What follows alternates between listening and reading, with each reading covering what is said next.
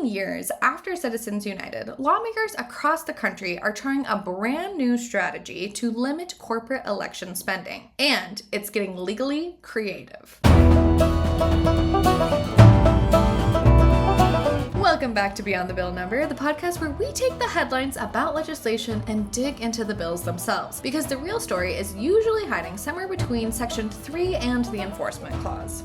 Yes, and of course that's the part that most people skip. You should never skip the Enforcement Clause. But today's episode is proof that sometimes the driest looking legislative language can have the biggest political implications. Exactly, because today we are talking about one of the most controversial Supreme Court decisions in modern politics. Citizens United versus the Federal Election Commission. Yes, the decision that launched about 15 years of arguments involving the word corporation, free speech and campaign finance, usually at a volume that makes Thanksgiving dinner pretty awkward. You know, they have Helena Troy with the ships and they have Citizens United with the fighting. Absolutely. But here's what makes 2026 super interesting. The outrage about Citizens United isn't new. It is, again, something that is ever present at a Thanksgiving dinner table. But what is new here is the strategy that lawmakers are trying. Yes, instead of trying to pass campaign finance laws that courts might strike down under Citizens United, a growing group of states are trying something that's a little bit sneakier. We love this sneaky legislation. They are rewriting the legal powers of corporations themselves. So at the top here, let's talk a little bit about how this can look different in the US versus the UK. Because as far as I understand, the UK also has something going on where they also see corporations as people, which is essentially what Citizens United is all about, codifying that corporations can be treated like human beings. Yes, absolutely. And of course, the effect in the US then is therefore that they have freedom of speech. Now, of course, we don't have freedom of speech in the UK, as every right-winger and President Trump in particular and Elon Musk would certainly affirm. So I have to be a little bit careful about what I say here, I might get arrested. We do have this concept of legal personhood. So a company is a sort of a legal entity in its own right. But the implications on campaign financing simply don't arise. So the negative effects of Citizens United, we just don't get in the UK. Now, I wouldn't say that our electoral system in the UK is perfect by any means. It's in a lot of ways terribly broken as well, just as the US one is. But this is one respect where I think we probably get it pretty right. So there is actually no prohibition in the UK on companies donating to campaigns. So we don't have those kinds of limits and rules and things like that. But instead, what we do have is statutory campaign spending limits. So it doesn't matter how much companies are actually donating towards campaigns because the campaign can't spend that money. Now, the rules around campaign spending limits during elections are notoriously complex, nuanced, lots of different variations for different types of people. So every candidate who stands in an election has to have an agent, and the agent's job is to interpret these rules and make sure that keep all the receipts for everything, the bus journey here and those posters you printed there, keep it all together to make sure you're not going over the limit. And then if there are investigations afterwards, which there always are, then they can result in like fines and censures and things. So you would never actually overturn an election result because someone spent too much money, because it is generally an honest mistake when they do it. It's very rare that you see people going out. But just to give you an idea of how it works, broadly speaking, in a national campaign, general election, one of the big parties are allowed to spend about £35 million on the election per party. And an individual candidate in a constituency is fighting for their constituency, say again in the general election, is allowed to spend about £20,000. Okay. So if you compare that to the amount, and we'll talk about the numbers in the US in a little bit, you're going to see it's a pale fraction of the amount of money that goes into US elections. But what that means is that our election campaigning is very different. So an election campaign really officially only runs for 2 weeks. Obviously, once you know an election's coming, then it does go on a lot before that. But the actual official period is only 2 weeks. You don't have adverts on TV from political parties. It just doesn't happen. What you get is the national parties will put out the odd little sort of adverts, generally called party political broadcasts. So they each prepare a set limit. They have a certain amount of time, and then the TV channels will all show them one after another on different days. So Wednesday it's the Labour Party, and Tuesday it's the Conservative Party. At the same time, there's very strict rules about how that all works, which in contrast to the US, I remember being in Colorado during, I think it was Obama's second election victory, when Colorado was a swing state. It was still very purple at the time.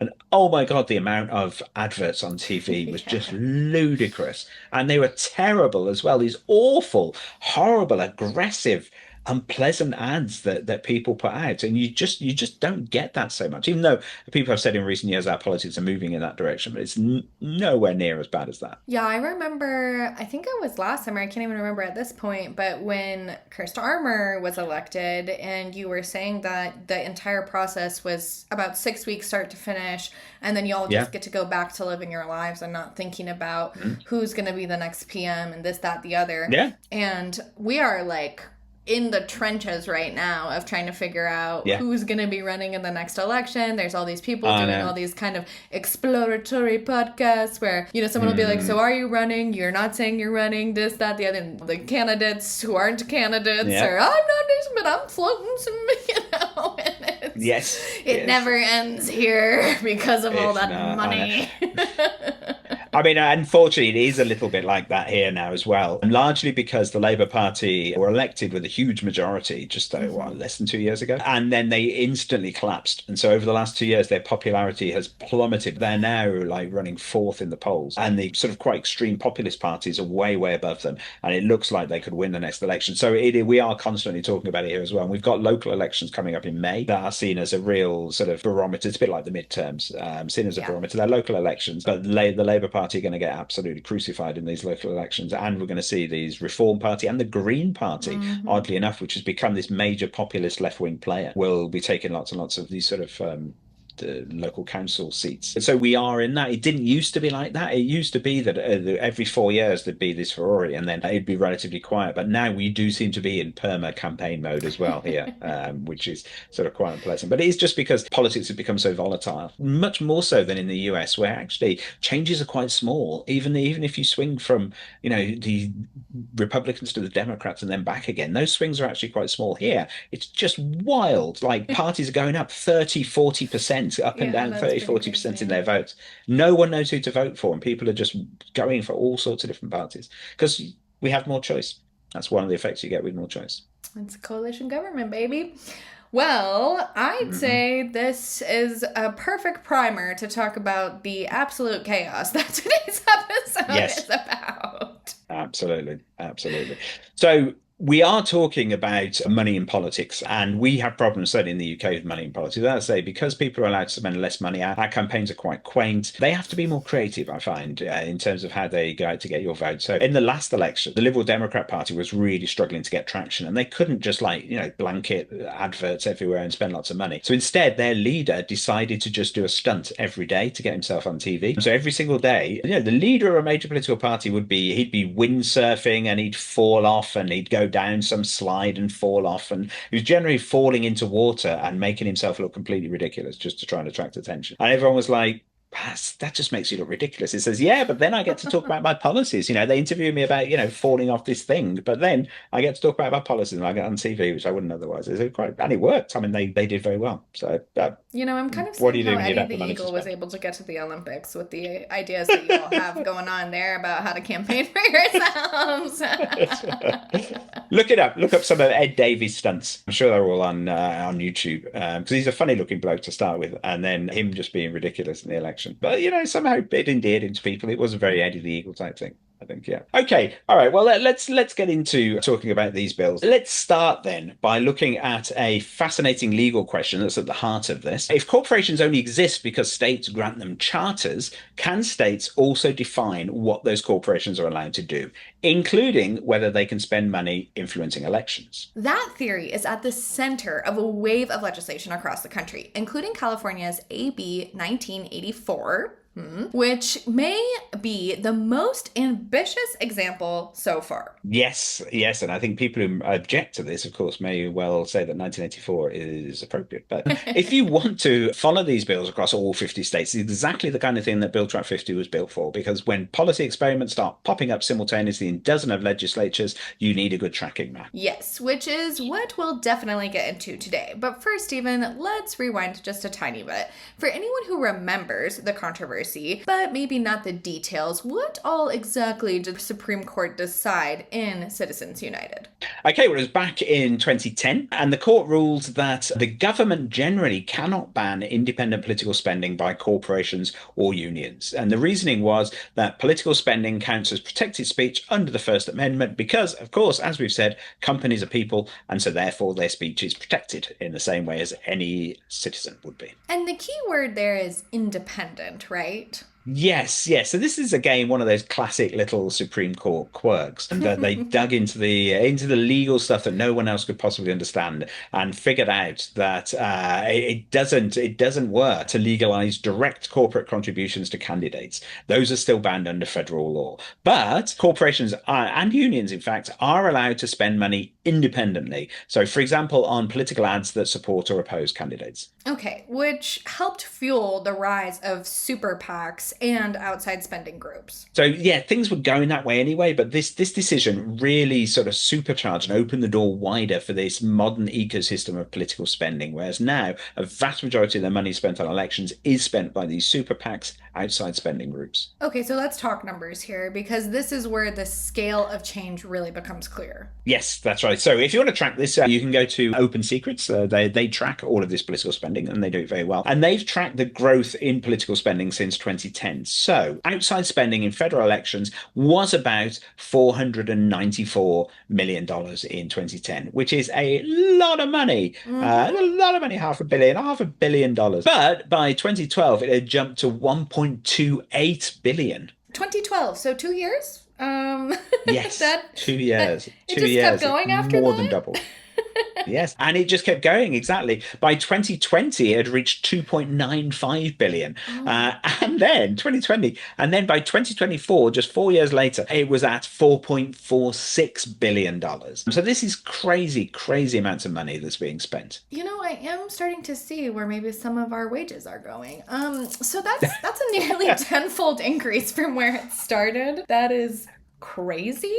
It is. It's nuts. And a large share of that spending comes from organizations that don't fully disclose their donors because they don't have to. Well, that's where the phrase dark money enters the conversation, right? Yes, absolutely, which is a great term, very sinister. But Citizens United protects corporate political spending. If Citizens United protects corporate political spending, how are states trying to regulate it now? Well, they're shifting the legal battlefield. Instead of regulating speech, these bills try to regulate corporate powers. In other words, if a corporation is a state-created entity, maybe the state can define what activities that entity is allowed to engage in. Exactly. That's the theory behind what some advocates are calling the corporate powers reset. All right, let's talk about this centerpiece bill, California AB 1984. What does this bill actually do? Well, it has three major components. So first of all, it revokes corporate powers that aren't explicitly granted under Californian law. Secondly, it states that election-related activity is not among those powers. Meaning corporations would not have legal authority to spend money influencing elections. Correct. And thirdly, it enforces the rule by treating violations as ultra vires, a legal term meaning an action beyond the authority of the corporation. Which sounds pretty technical, but has really serious consequences. Yes, exactly. So if a corporation violates the rule, it could risk losing charter privileges, including things like limited liability protections. But legislation isn't the only approach that's happening in this space. No. So something that's been attracting quite a lot of attention. In Montana, you have reform advocates pursuing a ballot initiative strategy, which is known as the Montana Plan. The idea here is to amend corporate charters through a constitutional initiative that limits election spending. But that effort ran into trouble earlier this year. Yes, unsurprisingly, it's running into legal problems. So on January the 6th, 2026, the Montana Supreme Court blocked the initial ballot language. The court ruled that the proposal violated the state's separate vote rule, which means a ballot initiative can't bundle multiple constitutional changes together. So it's a bit of a technicality. I was going to say, sounds like a flag on the play. Even getting the proposal onto the ballot has turned into a legal fight here. And Montana and California are not alone. No, not even close. In 2026, there were about 35 bills across multiple states which were experimenting with similar ideas. And if you look at the blog post on Bill Track 50, you can open up a map there and you can see all the proposals across states including Georgia, Maryland, Minnesota, Missouri, Rhode Island, Vermont, and Virginia. And these bills fall into a few main strategies. Yes, that's right. So there's three major strategies, really. So first are statutory corporate power resets bills, a little bit like California's. Secondly, there are state constitutional amendments that try to embed limits on corporate political spending directly into state constitutions. And thirdly, you have resolutions urging a federal constitutional amendment, which would just overturn Citizens United entirely. I wonder what kind of world that would be. One thing that stands out here in this legislation wave is the partisan breakdown. Yes, at the moment, these proposals are overwhelmingly introduced by Democrats. In fact, if you look at all the bills, there is not a single Republican name on any of these bills at all. Wow. I would say that was surprising, but it's really not, because it reflects how Citizens United has really become this partisan policy issue. Yes, exactly. And Democrat lawmakers do tend to frame the decision as a threat to democratic accountability. And Republican leadership generally prioritizes First Amendment concerns. You can understand that. But if you think about it, the Republicans moan about all the money that Democrats spend on elections, just the same way the Democrats moan about Republicans. So there's no real reason why this should be a partisan issue in the way it is, but it just has become that. Yeah, I think it's also like who is donating the money, and I think that's kind of the biggest problems from both sides is I don't want this person getting money from that, or whatever. So yeah. Right, but both parties do it. I mean, there's a few individuals who say I don't take big money, but the vast majority of the money in politics on both sides, it comes from it. You can't just say the Republicans are terrible and the Democrats are saints here. No way. I mean, it's the dark money and the big money is on both sides. Right, and it's almost the exact same thing. So. Yes, tends to be the same people donated to both parties, which is insane if you think about it as well, isn't it? If you got enough money to play all the sides, why not? Okay, so realistically, what happens next with these bills? Well, the short answer is courts. That's, of course, if they pass at all. And some of these bills may pass in states with Democratic majorities, but almost any meaningful corporate spending restrictions will inevitably trigger litigation that will make its way through the courts and probably end up back at the Supreme Court. They are going to be busy. Yeah, exactly. And that's part of the strategy. If enough states test these ideas, the courts will eventually have to decide whether regulating corporate power is fundamentally different from regulating political speech. So you could see this very much as like the first wave. It's like, let's get some of this stuff before the courts. Let's get some legal decisions on this, a bit of precedent, and see whether it's actually worth pursuing. Yeah, and with the midterms coming up and people kind of tuning back into politics, we're about to go into that 2-year crazy sprint until we have a new president. Yep. If you want to track any of these bills or bills that are yet to be proposed, because this definitely is an emerging trend, you can see bills that move or stall, which might be more common in some of these places, across the country using Bill Track 50. And like we said, we have a great blog post with this that has an interactive map. You can see if your state is proposing any, because it's definitely an interesting thing to be checking out. Absolutely, because as this episode shows, the next big battle over campaign finance might not start in Congress or, in fact, the Supreme Court. Thanks for listening. Don't forget to like, subscribe, let us know your opinions on Citizens United and anything else that we spoke about today. And remember, some bills tweak the systems, others rewrite the operating manual for corporations and elections, but they all deserve a look-see beyond that bill number.